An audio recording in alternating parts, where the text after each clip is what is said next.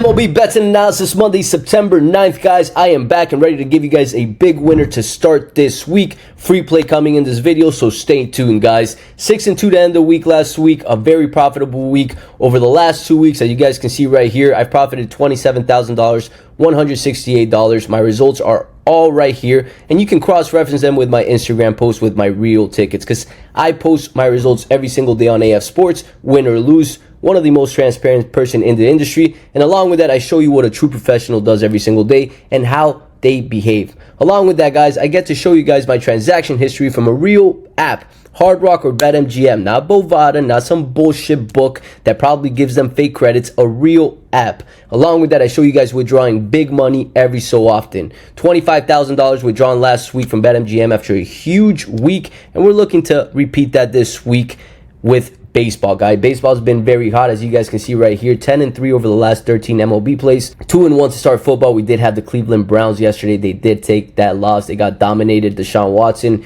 should quit playing football after yesterday's game, but that's neither here nor there. At the end of the day, we're up, and we're up big, and that's what matters, guys. My goal is to win every single week, and that's what we have been doing. Now, if you guys are still interested in joining this community, I highly suggest you do it now.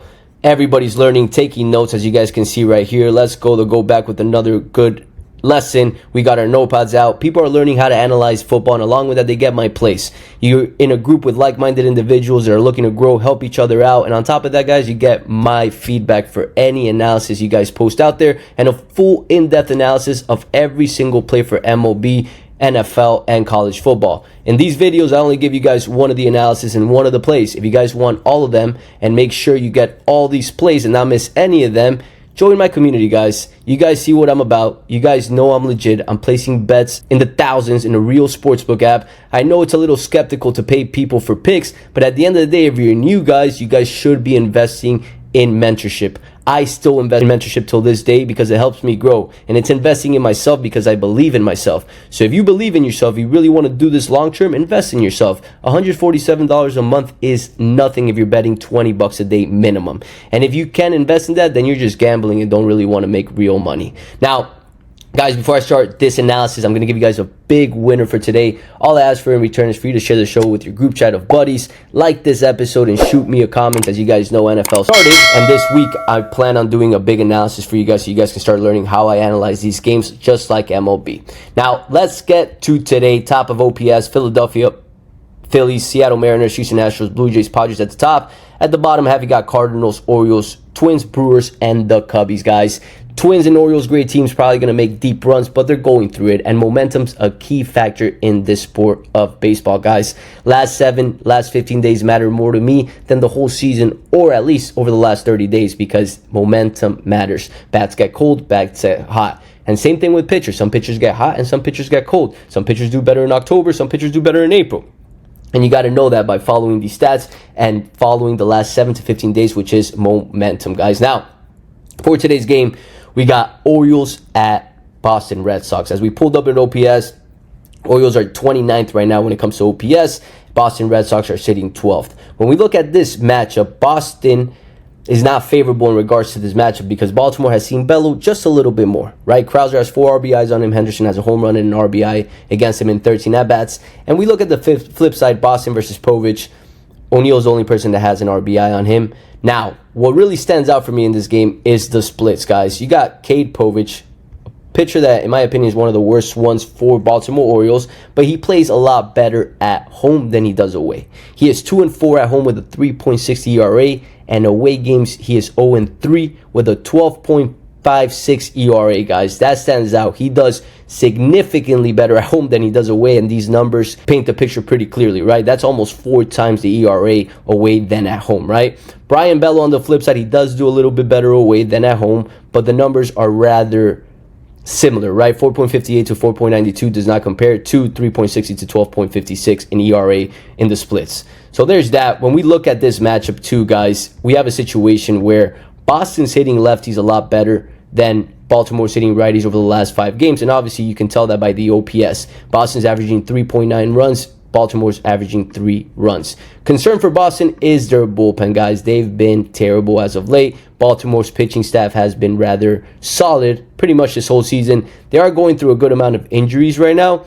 So is Boston in regards to pitching, but that favors Baltimore. Now, this game, with the ERA we're seeing with Cade Pavich away against the Boston Red Sox teams, is trending upwards. They're starting to hit. And on top of that, guys, a key factor, right? They're getting healthy. That's very important to look for teams, right? Boston's been a team that has struggled through injuries pretty much this whole season. But when we start looking at their starting lineups now, they got Duran, Devers, Abreu, O'Neill, Yoshida, Trevor Story's finally back. Their shortstop that they paid a big amount of money that they counted on him, but he's been injured and he's back. Valdez, another player that's been hitting really well this season, and I'm big on the Boston Red Sox to end the season right now with the full lineup back. Yes, they did lose yesterday versus the White Sox, but you saw the OPS, they are climbing upwards. When we look at this game, guys, we have a situation where Boston Red Sox, let's pull up where they opened up.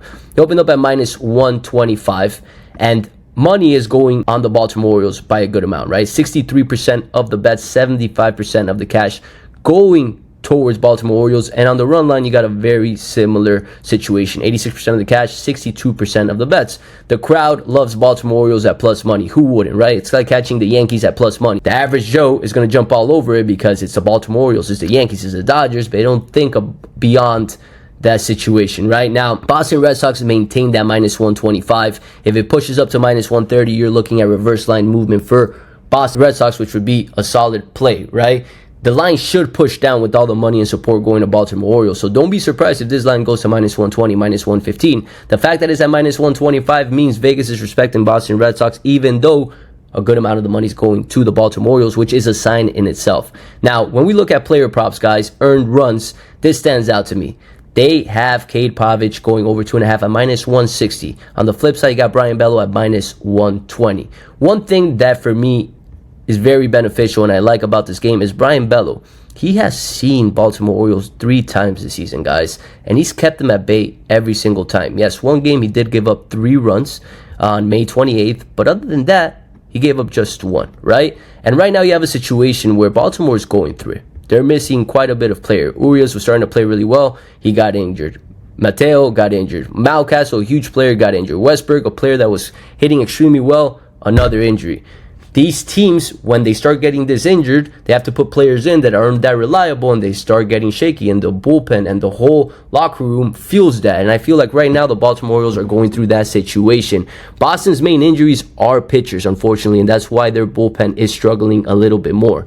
Now, both these teams played yesterday, right? Boston played at home, so they didn't have to travel. Baltimore had to travel to Boston today, which benefits Boston, right? Boston's at home. They have the better starting pitcher, higher OPS, and along with that, they are playing still to battle to get to the wild cards, which they're getting further and further away, but this in itself is a very critical game for them to win. Now, when we look at team props, guys, Boston Red Sox over 8.5 at minus 120. Baltimore is a little bit more favored to get more hits, and Boston's favored to hit in the bottom of the 9th, which doesn't favor us right now. But at the end of the day, I do like the home team with the better pitcher that's higher in OPS and a value play, right? You're catching it at minus 125. Not that big of odds. You're not catching him at minus 160, minus 150, which you guys have noticed. I do not take big odds, guys. Very rarely, unless it's plus 1.5, you'll catch me take it at minus 160. But I typically like to play even odds. And my results speak for themselves, right? 5,000 to win 5,000, 5,000 to win 4,046, which is minus 110, 5,000 to win 333, that's minus 150,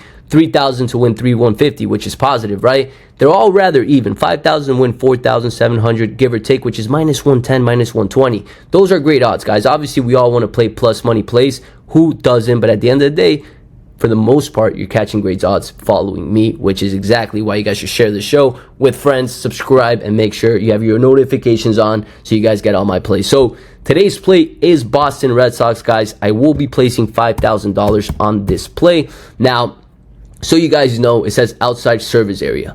I am not in the United States. I am in Colombia right now, so I cannot place this bet right now in front of you guys, but you guys will see my ticket tomorrow morning because I have the little workaround with a little buddy at home that's going to be able to place the bet for me when I call him.